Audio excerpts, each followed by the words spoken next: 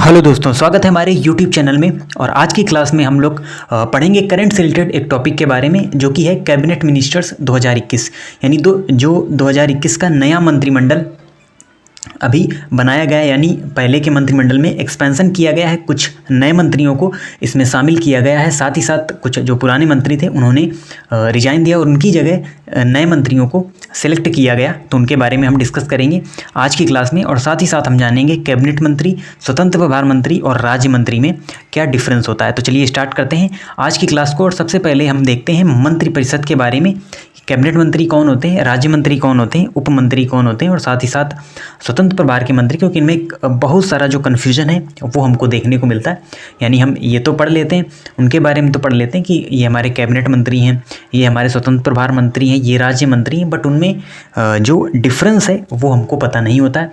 तो वैसे तो आप जो नया मंत्रिमंडल जारी हुआ है, काफ़ी दिन हो गए इसको, यानी नए मंत्रिमंडल को बने हुए 7 जुलाई के अबाउट लगभग जो ये मंत्रिमंडल है वो बनाया गया था। तो आपने उन मंत्रियों के बारे में पढ़ रखा होगा पहले से, लेकिन हम यहाँ पर साथ ही साथ आपको ये चीज़ें भी बताएंगे, यानी पूरे विस्तार से आपको ये टॉपिक समझाते हुए चलेंगे। फिर हम उन मंत्रियों के बारे में, उन मिनिस्टर्स के बारे में भी आपको बताएंगे।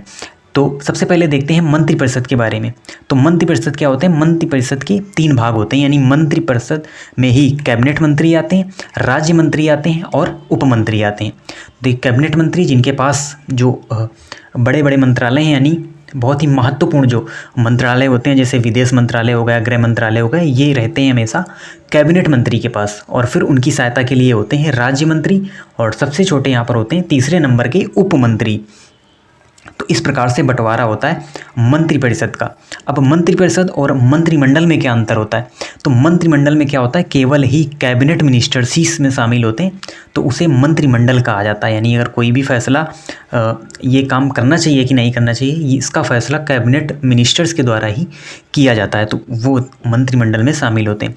और इसके साथ ही साथ राज्य मंत्री भी 2 प्रकार के होते हैं, जिनमें एक होते हैं स्वतंत्र प्रभार के मंत्री और एक होते हैं राज्य मंत्री। यानी एक जो मंत्री राज्य मंत्री होते हैं वो कैबिनेट मंत्री की ही सहायता के लिए होते हैं। और स्वतंत्र प्रभार मंत्री का क्या मतलब है? तो यानी जब कैबिनेट मिनिस्टर्स नहीं है, या किसी कारणवश अगर कैबिनेट जो मिनिस्टर्स हैं वो बीमार है, तो उस समय उस मंत्रालय का जो प्रभार होगा वो राज्य मंत्री के पास आ जाएगा, और तब राज्य मंत्री क्या कहलाएगा? स्वतंत्र प्रभार का मंत्री कहलाएगा। यानी अगर कोई भी जो कैबिनेट मिनिस्टर है, अगर वो उस समय उपस्थित नहीं है, तो उसकी जगह जो कार्यभार संभालेगा उसे हम स्वतंत्र प्रभार मंत्री कहते हैं। तो ये छोटा सा डिफरेंस होता है स्वतंत्र प्रभार मंत्री, राज्य मंत्री और कैबिनेट मंत्री के अंतर्गत। तो इस समय अगर हम वर्तमान मंत्रिपरिषद की बात करें, तो यहाँ पर जो वर्तमान में कैबिनेट मंत्री हैं वो 30 कैबिनेट मंत्री हैं इस समय मंत्रिपरिषद में। और राज्य मंत्री की बात करें हम, तो लगभग 45 राज्य मंत्री हैं, यानी स्टेट मिनिस्टर्स हैं मंत्रिपरिषद के अंतर्गत। और बात करें अगर हम स्वतंत्र प्रभार की, तो स्वतंत्र प्रभार में 2 मंत्री यहाँ पर शामिल हैं।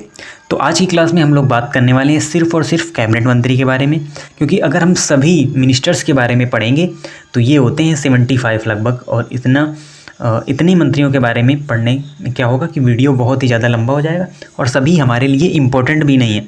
हमारे लिए बेसिकली जो कैबिनेट मिनिस्टर्स हैं वही इम्पोर्टेंट हैं, क्योंकि कई सारे नए मंत्री आए हैं महत्वपूर्ण मंत्रालय के अंतर्गत।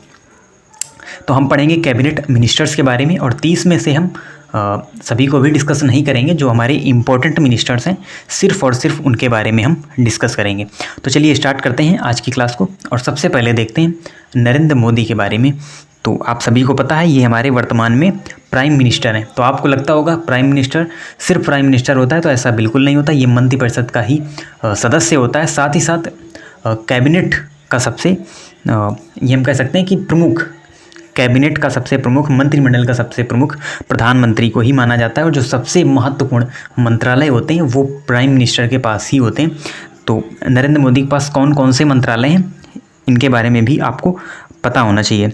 तो जो मिनिस्ट्री ऑफ पर्सोनेल, और उसके साथ ही साथ जो पब्लिक ग्रीवेंसेस हैं, यानी जो भी पेंशन्स हैं, जो भी स्कीम्स हैं, उनसे रिलेटेड जो भी मिनिस्ट्री होती है, जो भी मंत्रालय होते हैं, वो सभी प्राइम मिनिस्टर के पास ही होते हैं। यानी आपने पढ़ा होगा प्रधानमंत्री जन धन योजना, तो प्राइम मिनिस्टर के नाम से ही योजनाएं आती हैं, क्योंकि जो यानी कि पब्लिक ग्रीवेंसेस से रिलेटेड जो भी मिनिस्ट्री होती है वो प्राइम मिनिस्टर के पास ही होती है। और उसके बाद तो कई सारे डिपार्टमेंट का हेड होता है प्राइम मिनिस्टर। तो इनमें है डिपार्टमेंट ऑफ एटॉमिक एनर्जी, यानी जो भी परमाणु ऊर्जा से संबंधित मंत्रालय है उसका भी हेड प्राइम मिनिस्टर ही होता है, यानी वर्तमान में नरेंद्र मोदी ही उसके हेड हैं। और उसके बाद आता है डिपार्टमेंट ऑफ स्पेस, यानी जो भी इसरो है या DRDO है, यानी स्पेस से रिलेटेड जो भी डिपार्टमेंट होगा वो प्राइम मिनिस्टर के अंडर ही आएगा, यानी वो मिनिस्ट्री प्राइम मिनिस्टर के अंडर ही आती है। और उसके अलावा ऑल इम्पोर्टेंट पॉलिसी इशूज, जो भी पॉलिसी आती है, जो भी स्कीम्स आएंगी वो डायरेक्टली रिलेटेड होंगी किससे, प्राइम मिनिस्टर से, यानी प्राइम मिनिस्टर के अंडर में ही ये सभी चीज़ें आती हैं। और इसके साथ ही साथ all other portfolios and not allocated to any ministers, अगर कोई किसी मिनिस्टर को कोई मंत्रालय नहीं दिया गया तो उसकी भी जिम्मेदारी प्राइम मिनिस्टर की ही होती है। अब हम बढ़ते हैं अगले मिनिस्टर की ओर, और अगले मिनिस्टर हैं यहाँ पर अमित शाह, जो कि वर्तमान में हमारे गृह मंत्री भी हैं, यानी होम अफेयर। होम अफेयर का मतलब होता है गृह मंत्रालय। तो मिनिस्ट्री ऑफ होम अफेयर्स वो है इनके अमित शाह के पास। और साथ ही साथ ये हैं मिनिस्टर ऑफ कोऑपरेशन।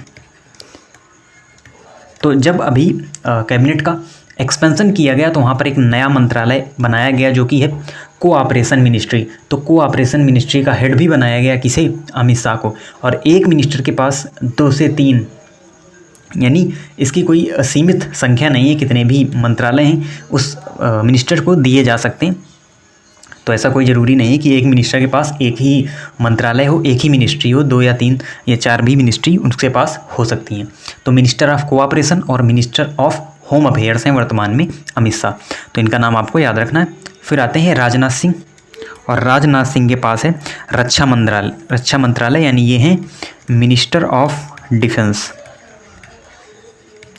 तो डिफेंस मिनिस्टर हैं वर्तमान में राजनाथ सिंह, और इनकी जो स्थिति रखी गई वो पहले की भांति ही रखी गई, यानी पहले भी ये डिफेंस मिनिस्टर थे और इस समय भी ये डिफेंस मिनिस्टर हैं। उसके बाद आते हैं नितिन जयराम गडकरी, यानी नितिन गडकरी, और इनके पास भी पहले की तरीके सेम मंत्रालय है, यानी ये हैं minister of road transport and highways. तो हाईवेज और ट्रांसपोर्ट रोड से रिलेटेड जो मंत्रालय है वो है नितिन जयराम गडकरी के पास। बढ़ते हैं अगले मिनिस्टर की ओर। अगली मिनिस्टर हैं निर्मला सीतारमण, और ये भी पहले की तरीके इनके पास भी सेम मंत्रालय है, यानी ये वर्तमान में वित्त मंत्री हैं, यानी मिनिस्टर ऑफ फाइनेंस, यानी ये फाइनेंस मिनिस्टर हैं। साथ ही साथ ये मिनिस्टर हैं कोऑपरेट अफेयर्स की भी। तो ये पहले की तरीके फाइनेंस मिनिस्टर हैं, यानी वित्त मंत्री हैं भारत की निर्मला सीतारमण। फिर अगले यहाँ पर मिनिस्टर आते हैं, वो हैं नरेंद्र सिंह तोमर, और नरेंद्र सिंह तोमर के पास ये हैं मिनिस्टर ऑफ एग्रीकल्चर, यानी कृषि मंत्रालय जो है वो नरेंद्र सिंह तोमर के पास है। और साथ ही साथ minister of agriculture and farmer welfare, यानी फार्मर से रिलेटेड कोई भी अगर स्कीम आती है तो उस मंत्रालय से रिलेटेड हैं नरेंद्र सिंह तोमर।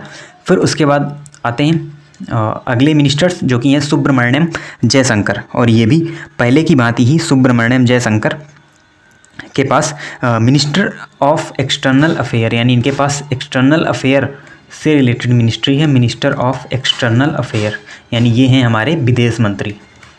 एक्सटर्नल अफेयर से रिलेटेड जितने भी मामले हैं वो इनके अंडर आते हैं। सुब्रमण्यम जयशंकर, पहले की बात इनको विदेश मंत्री की ही मिनिस्ट्री दी गई है। उसके बाद आते हैं अर्जुन मुंडा, और अर्जुन मुंडा के पास है मिनिस्ट्री कौन सी, ये है ट्राइबल मिनिस्ट्री, यानी ये हैं मिनिस्टर ऑफ ट्राइबल अफेयर, यानी जनजातीय मंत्री हैं अर्जुन मुंडा।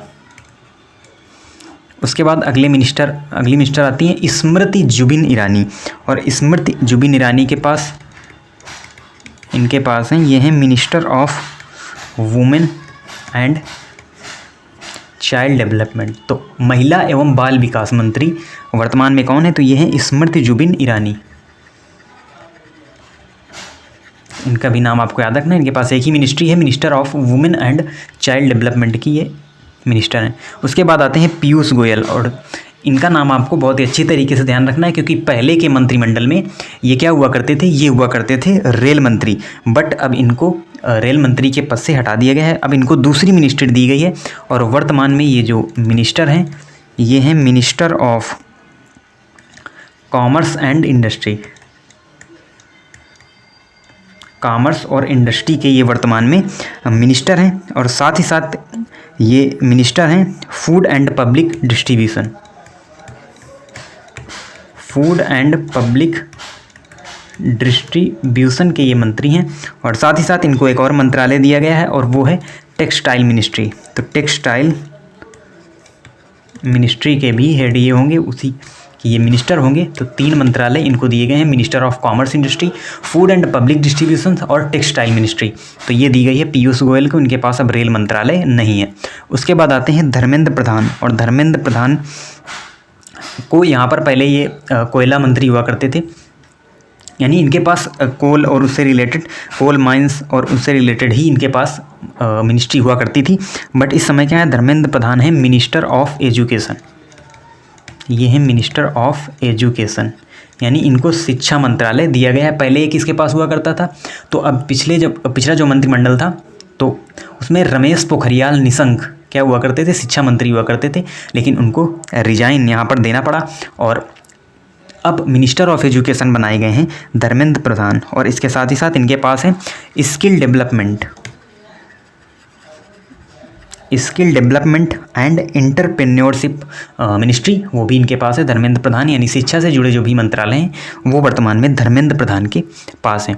अब आगे बढ़ते हैं। आगे जो मिनिस्टर आते हैं वो हैं प्रहलाद जोशी, और प्रहलाद जोशी के पास हैं ये है मिनिस्टर ऑफ पार्लियामेंट्री अफेयर्स।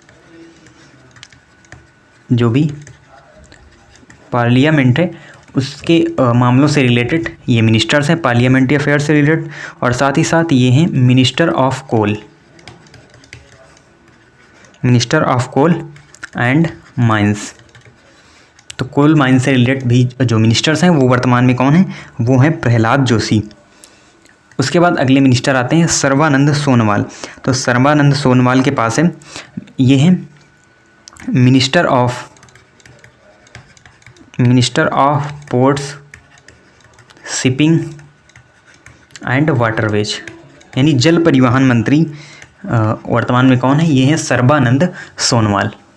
उसके बाद आते हैं अगले मिनिस्टर्स जो कि हैं ज्योतिरादित्य सिंधिया, और इनको नया मंत्री बनाया गया है, नया इनको कैबिनेट मंत्री बनाया गया है, और ये वर्तमान में मिनिस्टर हैं मिनिस्टर ऑफ सिविल एविएशन। तो सिविल एविएशन से रिलेटेड जो मिनिस्ट्री है वो दी गई है किसे? ज्योतिरादित्य सिंधिया को दी गई है। तो इनके पास है मिनिस्टर ऑफ सिविल एविएशन। उसके बाद अगले जो मिनिस्टर आते हैं वो हैं रामचंद्र प्रसाद सिंह, और इनके पास है ये है मिनिस्टर ऑफ स्टील, यानी जो भी स्टील से रिलेटेड मंत्रालय है वो है इस समय रामचंद्र प्रसाद सिंह के पास। और उसके बाद आते हैं जो अगले लीडर हैं, यानी अगले मिनिस्टर हैं, वो हैं यहाँ पर अश्वनी वैष्णव। तो अश्वनी वैष्णव के पास, और ये भी नए मिनिस्टर बनाए गए हैं, ये हैं मिनिस्टर ऑफ रेलवेज, यानी जो रेल मंत्रालय है वो दिया गया है किसे? अश्वनी वैष्णव को। तो अगर ये क्वेश्चन हमारे एग्जाम से पूछा जाता है मिनिस्टर ऑफ रेलवेज कौन है, तो वहाँ पर पीयूष गोयल आप टिक ना करें, वहाँ पर आंसर सही होगा अश्वनी वैष्णव, जिनको भी नए मंत्रिमंडल में ही इसमें शामिल किया गया है। और साथ ही साथ ये मिनिस्टर हैं कम्युनिकेशन के, और साथ ही साथ इलेक्ट्रॉनिक्स एंड आईटी। तो इलेक्ट्रॉनिक्स एंड आईटी मंत्रालय भी इनके पास है, और रेलवे मंत्रालय यानी रेल मंत्रालय भी इन्हीं के पास है, अश्वनी वैष्णव के पास।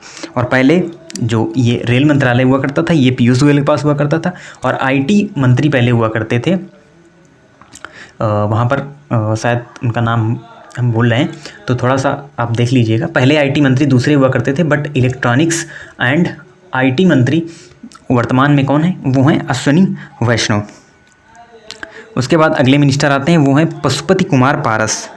पशुपति कुमार जो पारस हैं, उनके पास है food processing industry, food processing ministry, industries जो मिनिस्ट्री है वो किसके पास है? पशुपति कुमार पारस के पास है, minister of food processing industry ये मिनिस्टर है।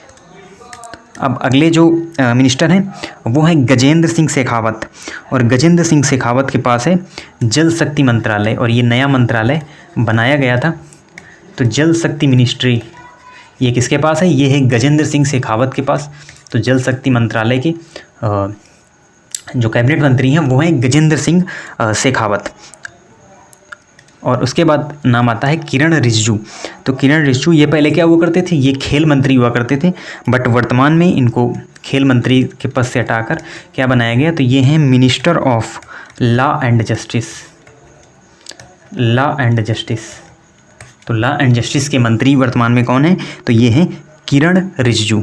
उसके बाद अगले मिनिस्टर आते हैं हरदीप सिंह पुरी, और हरदीप सिंह पुरी के पास है मिनिस्टर, यानी ये है minister of petroleum, petroleum and natural gas. तो पेट्रोलियम और नेचुरल गैस का जो मंत्रालय है वो है हरदीप सिंह पुरी के पास, और साथ ही साथ ये हाउसिंग एंड अर्बन अफेयर्स के भी मिनिस्टर हैं। तो हाउसिंग एंड अर्बन अफेयर्स भी इनके पास है, और पेट्रोलियम और नेचुरल गैस मंत्रालय भी इन्हीं के पास है, हरदीप सिंह पुरी के पास ही। फिर आते हैं मनसुख मांडविया। मनसुख मांडविया ये हैं मिनिस्टर ऑफ, ये है minister of health and family welfare.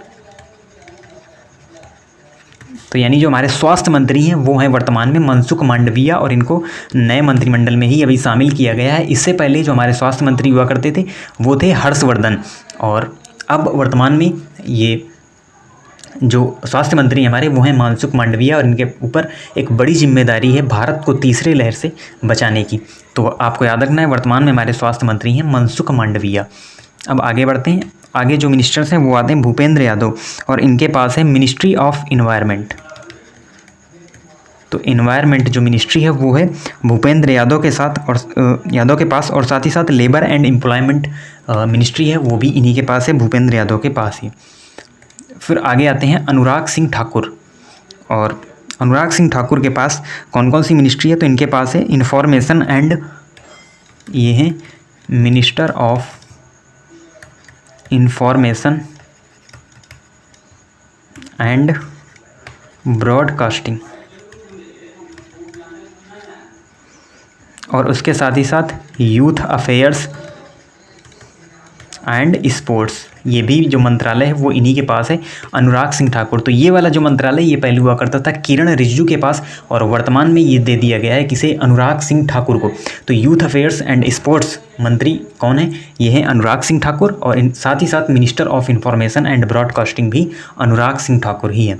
तो इस प्रकार से हमारे जो इम्पोर्टेंट मिनिस्टर्स हैं वो हमने कवर कर लिए हैं, और जो भी हमारे कैबिनेट के मंत्री थे और काफ़ी सारे जो बदलाव हुए उनको भी हमने यहाँ पर देख लिया। अब हमारे 2 स्वतंत्र प्रभार के जो मंत्री हैं, और साथ ही साथ 45 स्टेट मिनिस्टर्स हैं, राज्य मंत्री हैं, और इन सभी की पीडीएफ, यानी जो हमारे 30 कैबिनेट मंत्री हैं, 2 स्वतंत्र प्रभार के मंत्री हैं और 45 राज्य मंत्री हैं, इन सभी की पीडीएफ आपको मिलेगी हमारे टेलीग्राम चैनल पर, जिसकी लिंक डिस्क्रिप्शन में दी हुई है, और साथ ही साथ कई सारे टॉपिक्स की प्लेलिस्ट भी वहाँ पर आपको मिल जाएंगी, जिनसे आप डायरेक्ट उस प्लेलिस्ट में पहुँच सकते हैं जो भी टॉपिक हमने कवर किए हैं। तो उस पीडीएफ से आप उन नामों को भी देख सकते हैं अगर आप किसी मंत्रालय के मिनिस्टर्स को वहाँ से देखना चाहते हैं। वैसे तो जो इम्पोर्टेंट मिनिस्टर्स हैं उनको हमने ऑलरेडी कवर कर दिया है। तो इसी प्रकार से आप हमारे चैनल से जुड़े रहिए, बहुत ही इन्फॉर्मेटिव वीडियो यहाँ पर आपको मिलेंगी। आप प्लेलिस्ट में जाकर चेक कर सकते हैं, काफ़ी ज़्यादा अपडेट वहाँ पर हमने किया है प्लेलिस्ट को भी। तो अब जो लास्ट 6 मंथ की करंट अफेयर्स है वो भी अब आने वाली है हमारे चैनल पर। वैसे तो कई सारे वीडियोस पहले से ही अवेलेबल हैं, बट और भी जो करंट में जो भी अवार्ड्स हैं, बुक्स एंड ऑथर्स हैं, इंडेक्स हैं, या और भी जो करंट के टॉपिक हैं, स्पोर्ट्स रिलेटेड टॉपिक हैं, उनसे रिलेटेड वीडियोज़ भी आपको हमारी प्लेलिस्ट में मिल जाएंगे।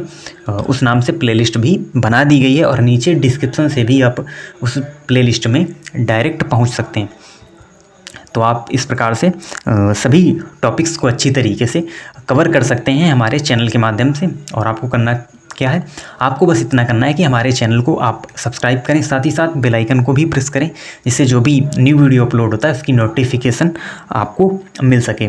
और साथ ही साथ इसके बाद हम क्या करेंगे, स्टैटिक के कुछ इंपॉर्टेंट टॉपिक हैं, जैसे नेशनल पार्क है, वाइल्ड लाइफ सेंचुरी है, टाइगर रिजर्व है, एलिफेंट रिजर्व है, बायोस्फीयर रिजर्व है, और उसके बाद रामसर साइट्स हैं। इन सभी जो टॉपिक हैं, इन सभी टॉपिक्स को हम कवर करेंगे एक सीरीज के अंतर्गत। और फिर हम जो करंट के टॉपिक्स हैं उनको भी अच्छी तरीके से कवर करेंगे। तो अगस्त में ही सभी जो एग्ज़ाम्स हैं वो होने हैं, उससे पहले हम स्टैटिक के टॉपिक और साथ ही साथ करंट के जो टॉपिक हैं उनको अच्छी तरीके से कवर कर लेंगे। तो आप इस तरीके से चैनल से जुड़े रहिए। मिलते हैं आपसे नेक्स्ट वीडियो में, तब तक के लिए धन्यवाद।